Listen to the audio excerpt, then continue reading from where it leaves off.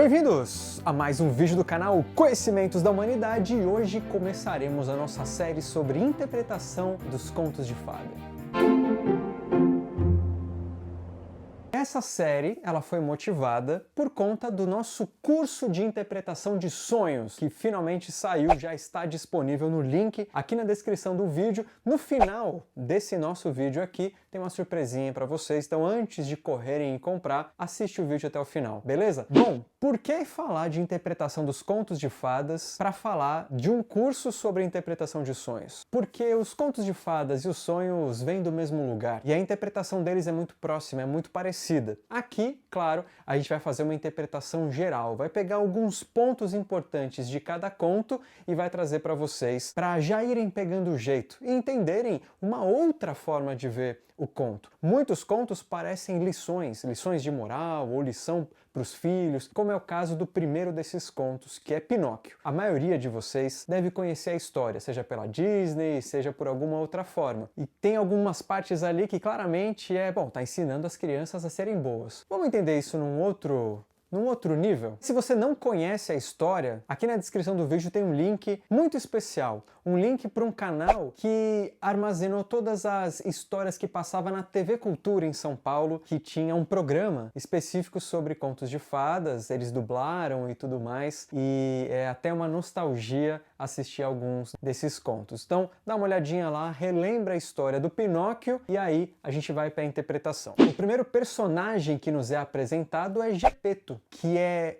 um velho trabalhador sozinho que fabrica brinquedos de madeira, só que ninguém compra. Os brinquedos ficam acumulados na casa dele. E ele não tem nenhum amigo, né? Mostra na história que ele vai cumprimentando as pessoas não estão nem aí para ele. Ele tem pouquíssimo dinheiro, ele dá roupa para poder comer uma banana. Então ele tem uma vida bem pobre, bem simples, ninguém se interessa e sozinho. Em determinado momento, ele pede para a lua um filho, algo que dê um novo sentido para a vida dele. E aqui é sensacional, porque ele ainda fala assim, eu não sei se a lua tem o mesmo efeito das estrelas cadentes, mas estão tudo no mesmo lugar, né? Vem do mesmo lugar, então deve ter um efeito parecido. A gente já contou aqui no canal algumas representações que a lua tem, ligado ao feminino, à intuição, às marés, né? Ao oceano, à água, até do inconsciente, ao mar do inconsciente, inclusive, mas também as fases da lua, representando a Hécate, né, que carrega as 3 fases da lua, a anciã, a madura, a mulher madura e a nova, né, o jovial.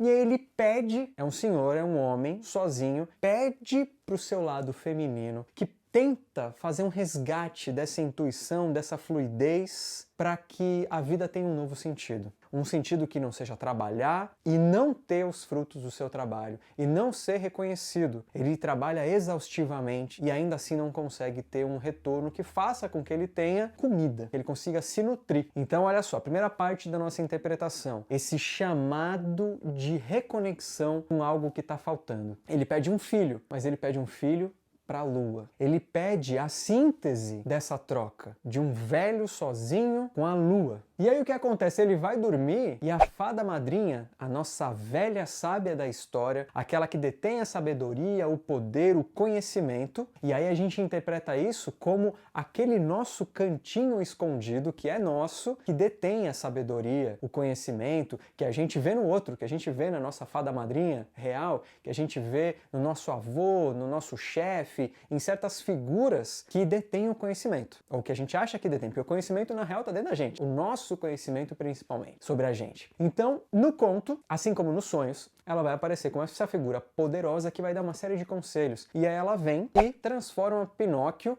num ser com vida. Ele ainda não se tornou um menino de verdade, mas ele pelo menos já consegue se expressar, ele já consegue ter uma vida própria, uma vida que não seja como uma marionete. Então, essa conexão entre Gepeto e Lua já está começando a acontecer. Gepeto ainda não é o Sol, Gepeto ainda não é o grande vigor e ação masculino, mas a Lua está intacta. Está distante, não se tem contato. A fada madrinha só aparece quando o Gepeto está dormindo. Isso é bem importante. Está no inconsciente, é o sonho, né? É essa intuição, conteúdos do inconsciente. E aí ele vê ali uma possibilidade de ter uma vida renovada. Só que ele percebe que o Pinóquio ainda está aprendendo. E aí começa a transformação desse novo sentido, que é só um protótipo. Só tem vida, ele só existe, mas ainda não é de verdade. Ainda não se tem um contato real com aquilo. E ele percebe que ele precisa ensinar para o Pinóquio uma série de coisas. Ensinar o que é a vida, até para não ser ingênuo. Mas o Pinóquio é um brinquedo. Então muito desse novo sentido da vida do Geppetto, que poderia ser um sonho, tem a ver com a jovialidade, tem a ver com o lúdico, tem a ver com o brincar. O lúdico ele é muito importante, é uma ferramenta transformadora. Quando a gente cresce, a gente deixa isso de lado como se fosse algo infantil,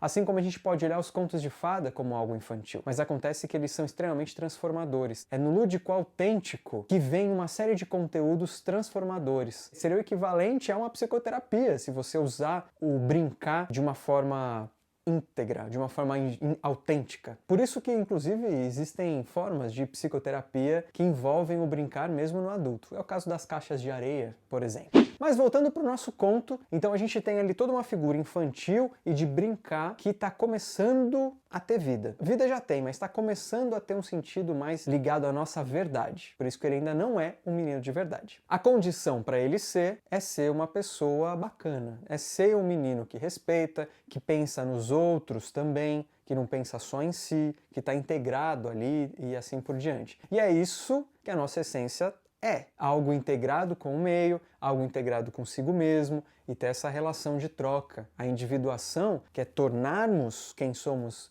realmente, tem a ver com isso, com a gente e com o meio. Como a gente já sabe, o nosso querido Pinóquio, ele não segue o que o pai pede. Ele não segue as ordens do pai. Ele acaba seguindo o que aparece pela frente. Ele se distrai muito fácil. Ele prefere muito mais o prazer imediato do que alcançar o objetivo. O Geppetto fala para ele ir para a escola, comprar os livros, ir para a escola, e aí ele já vai para o show, ele já, dá para fazer mais dinheiro, ele já começa a pensar em outras coisas. E aí começa o processo de bestialização. Ele vira um burro. O processo de bestialização, visto, por exemplo, também em algumas mitologias, é quando a gente se entrega aos nossos instintos primitivos, instintos que estão poucos ligados a um desenvolvimento rumo à nossa essência, a um desenvolvimento rumo a quem realmente somos enquanto totalidade, não só aquilo que a gente conhece da gente. Então nesse processo ele acaba se entregando a prazeres imediatos. Para quem assistiu o Pinóquio da Disney vai ter isso com muito mais força, muito mais claro. Ele bebe, ele joga, ele faz uma série de coisas se entregando ali ao prazer e esquece que ele precisa estudar, ele precisa aprender muito na vida. Se a gente for ligar isso à jornada do herói, uma criança, ela tá é o nascer do sol ainda não atingiu o meio-dia, não é? Numa jornada do herói como se fosse a jornada do sol. Então, no Pinóquio, ele ainda tá no começo, ele deveria estar aprendendo antes de fazer algumas coisas. Ele já está se entregando aos seus instintos e a prazeres imediatos, como eu estou repetindo tanto. E aí, nesse processo de bestialização, ele recebe novamente o velho sábio que lhe dá uma outra chance. E a gente pode começar a fazer uma relação com a nossa vida. O quanto queremos nos desenvolver, queremos aprender, queremos chegar num lugar especial, essencial e verdadeiro. E no fim das contas, os pequenos prazeres instintivos, puramente mundanos, que não vão nos acrescentar muita coisa, vão deixando com que o nosso aprendizado e desenvolvimento fique para trás. A gente se perde no que parece ser um atalho, a gente se perde no que parece ser gostoso em nome exatamente desse prazer. Mas a velha sábia, o nosso velho sábio interior, nos dá outra chance de calma. Reestrutura isso, olha o que você está fazendo. É isso que você quer? Isso faz parte da sua essência? Porque se fizer, tá tudo certo.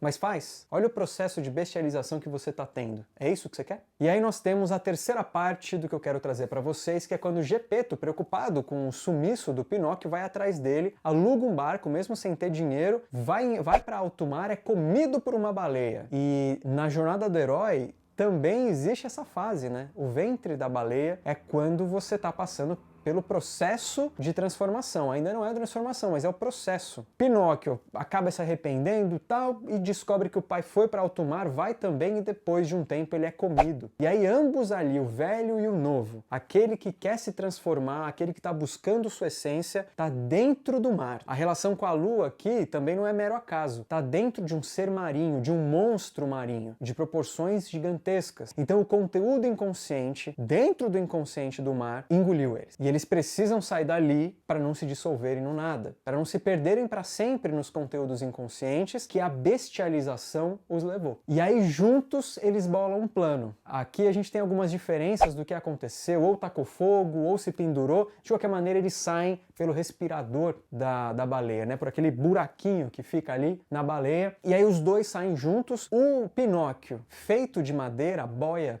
na água, no mar. E Gepeto não sabe nadar. Então ele acaba servindo de apoio, servindo quase a porta, né, do Titanic para Rose, que o Jack não conseguiu ficar em cima. Ele serve então de boia para o Gepeto chegar na costa e os dois saírem juntos. Pinóquio, não só arrependido do que tinha feito, foi atrás, enfrentou seus medos, enfrentou o desconhecido, chegou no ventre da baleia e juntos, velho e novo, chegaram numa solução. Conseguiram sair das profundezas do inconsciente, no mar de imagens malucas que tem o inconsciente, e juntos, fazendo um trabalho em conjunto, conseguiram sair dali, foram para casa, e é nesse momento então que a fada madrinha vem e traz a recompensa. A fada madrinha então traz o prometido. Pinóquio, você aprendeu a olhar para os outros, a não se desviar por qualquer motivo de um objetivo, né? O prazer imediato, ele não pode ser mais forte, mais atraente, mais sedutor do que o objetivo final, aquele que vai te trazer a essência e a verdade. No caso aqui, literal, né? Porque ele se tornaria um menino de verdade. E assim ele se transforma, a fada madrinha o transforma no menino de verdade e finalmente então realiza esse novo sentido da vida de Gepeto, se torna real. O menino se torna de verdade através de seus próprios méritos. Então o objetivo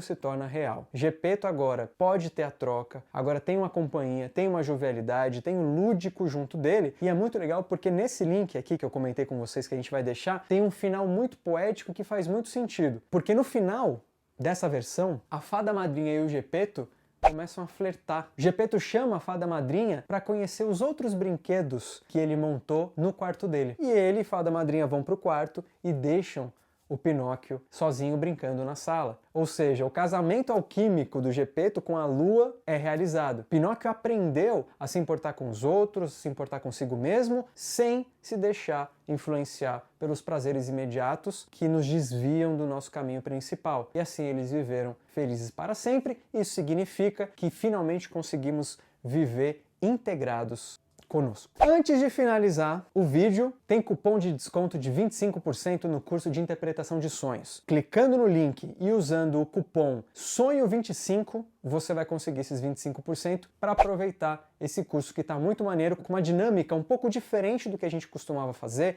Tem texto complementar, exercício a cada aula. No final tem 3 exercícios, tem um guia. Acesse então pelo link. Dúvidas também sobre o curso, vocês podem escrever lá, tem um espaço de perguntas que com o tempo a gente vai respondendo. E se você tem algo a acrescentar, uma visão diferente sobre o conto de Pinóquio, deixa aqui nos comentários. É sempre muito bom ter olhares diferentes para esse tipo de coisa, para interpretações de contos e mitos, então deixa aqui embaixo. E se você não entendeu alguma parte da minha interpretação, também deixa aqui que a gente tenta responder direitinho, beleza? Um beijo no coração de vocês e até a próxima.